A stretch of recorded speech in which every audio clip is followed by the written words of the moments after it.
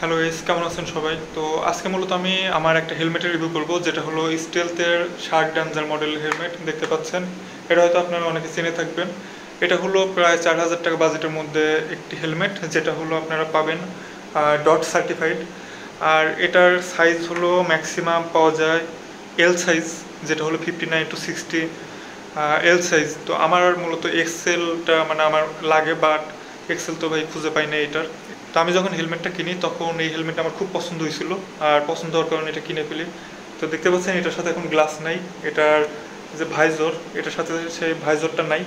ভাইজরটা কেন নাই সেটাও আমি আপনাদেরকে বলবো। তো আমি মূলত যখন হেলমেটটা কিনি তখন এটার সাথে যে ভাইজরটা দেওয়া ছিল সেটা হলো মার্কিউরি ব্লু কালার যে ভাইজরটা থাকে সেটা। আর সাথে আমি এক্সট্রা একটা ভাইজর নেই, এক একটা ভাইজরের দাম হলো আপনার 500 টাকা করে। তো তারপর আমি এক্সট্রা একটা ভাইজর নেই যেটা 500 টাকা পড়ে, এবং সেটা হলো ক্লিয়ার ভাইজর, মানে ট্রান্সপারেন্ট যেটা। তো সবচেয়ে কষ্টের বিষয় হলো জাস্ট মানে কয়েক মাস যাওয়ার পর আমার যে মার্কিউরি ভাইজর আছে সেটার যে এখানে যে পিন থাকে, যে এখানে যে পিন থাকে, এই লক পিনটা ভেঙে যায়। আর সে সাথে তার প্রায় 1 বছর পর আমার যে সেকেন্ড ভাইজরটা আমি কিনি 500 টাকা দিয়ে, যেটা হলো ট্রান্সপারেন্ট ভাইজর, সেটাও ভেঙে যায়। সেটারও মানে সেমভাবে পিন, এই যে পিনটা থাকে, লক পিনটা থাকে, ওইটাও ভেঙে যায়। তো আমার মনে হয়েছে এটা আসলে এই কোম্পানির একটা মানে উদ্দেশ্য, যে মানে এরকমভাবে তারা এই লকগুলো বানায় যেন এগুলো দ্রুত ভাঙে, আর মানুষ যেন দ্রুত ওদের কাছ থেকে যে এক্সট্রা করে গ্লাস ভাইজর রয়েছে সেগুলো যাতে কিনে।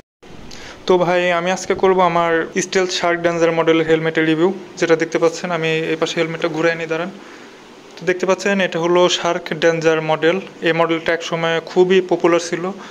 আর এই মডেলটা এমটিরও রয়েছে, স্টেলথের রয়েছে, এবং অন্য কোম্পানিরও থাকতে পারে। এটা হলো ডট সার্টিফাইড একটা হেলমেট, এটা দেখতে পাচ্ছেন ডট সার্টিফাইড। আর এটার সাইজ হলো এল। আমার মাথায় আসলে এটা ছোট হয়ে যায়, বাট তখন এর চেয়ে বড় সাইজ ছিল না, মানে এর চেয়ে বড় সাইজ আমার মনে হয় স্টেলথের নাই, এক্সেল সাইজ নাই। তো বাধ্য হয়ে আমার এই এল সাইজটা নিতে হয়েছে। তো এটা আমি আপনাদেরকে এখন পরে দেখাই এটা কেমন। আর এটার গ্লাস নাই কেন সেটা আমি আপনাদেরকে ভিডিওতে বলবো, সো সম্পূর্ণ ভিডিওটি দেখতে থাকুন। তো আমি এখন এই শার্ক ড্যাঞ্জার হেলমেটটা আপনাদেরকে পরে দেখাই। এটা আমার মাথার আসলে ছোট হয়। তো দেখতে পাচ্ছেন এই উপরের গ্লাসটা ছাড়া কেমন চম্বু চম্বু লাগতেছে, বাট কিছু করার নাই আসলে। দেখেন, আসলে আমার লাগবে হলো এক্সেল সাইজ, বাট বাধ্য হয়ে এই এল সাইজটা আমার ইউজ করতে হচ্ছে। তো যাই হোক, এক্সেল সাইজ একটা কিনতে হবে খুব শীঘ্রই। আর এই তো হেলমেটেরই আর যে গ্লাসটা ছিল সেটাতে যে পিন ভেঙে গেছে সেটা সম্পর্কে আমি বিস্তারিত বলবো। আর এখানে আমার মনে হয় কোম্পানির একটা কাবজাপ আছে, যে কারণে তারা মানে তাদের প্রত্যেকটা ভাইজরের গ্লাস ভেঙে যায়, পিনগুলো ভেঙে যায়। তো আপনি 500 টাকা দিয়ে একটা গ্লাস কিনে নিয়ে আসবেন, তার 3 দিন থেকে 7 দিনের মাথায় যদি ভেঙে যায় সেটার ক্ষতিপূরণ তারা দিবে না।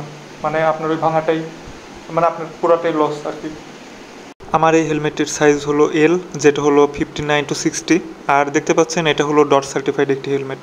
এটা হলো স্টিল ব্র্যান্ডের একটি হেলমেট, আর এটার মডেল হলো শার্ক ড্যাঞ্জার ভার্সন 2। হেলমেট বডির লেফট সাইডে আপনারা দেখতে পারবেন শার্ক ড্যাঞ্জার একটা টেক্সট লেখা, যেটা হলো অনেকটা স্টিকারের মতো দেখতে, বাট এটা সম্পূর্ণ একটা গ্রাফিক। এখন যেমন আপনারা দেখতে পাচ্ছেন এই হেলমেটের কালারটা অনেকটা ডিসকালার হয়ে গেছে, বাট আমি যখন এটা নেই তখন জাস্ট মানে এক দেখায় মানে প্রেমে পড়ার মতো একটা হেলমেট ছিল। বাট এই হেলমেটের মধ্যে লুকিয়ে আছে কিছু সমস্যা, যেটা আমি এখন আপনাদের সামনে তুলে ধরবো।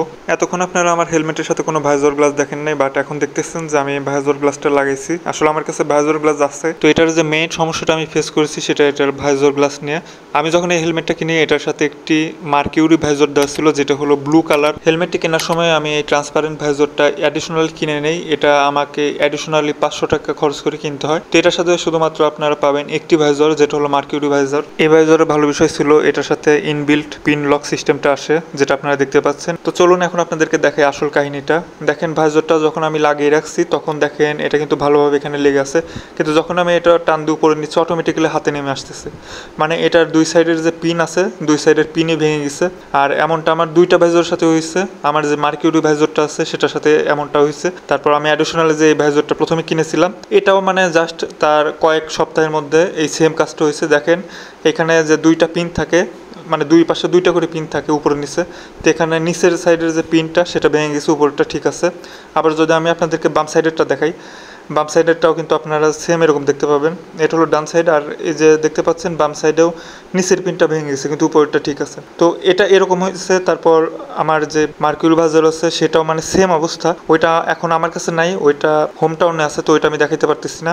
আমি তো ভাইজার তো দুইটা একসাথে ইউজ করি না, একটা একটা করে ইউজ করছি। বাট যখন আমি দেখলাম একটার পর একটা মানে এরকম দুইটারই সেম অবস্থা, দুই পাশের পিন এরকম ভাবে ভেঙে গেল, তখন আমি নতুন কোনো ভাইজার কিনি নাই এই হেলমেটের। কারণ আমি জানি আমি নতুন কোনো ভাইজার যদি কিনি সেটা আমি দোকান থেকে নিয়ে আসার পরে যদি ভেঙে যায় সেটা তারা, তো আমি এখন হেলমেটটা চেঞ্জ করব। তো আপনারা যারা স্টিলথের হেলমেট কিনবেন অবশ্যই এই বিষয়টা মাথায় রেখে কিনবেন, যে আপনাদের কিন্তু ভাইজর কিনতে কিনতে দেখবেন এক সময় যে হেলমেটের টাকার চেয়ে বেশি টাকা আপনাদের ভাইজরের পিছনে খরচ হয়ে যাচ্ছে। আর এছাড়াও এটার যে কোয়ালিটি সেটা আপনারা তো দেখতে পাচ্ছেন, এটা অনেকটা ডিসকালার হয়ে গেছে।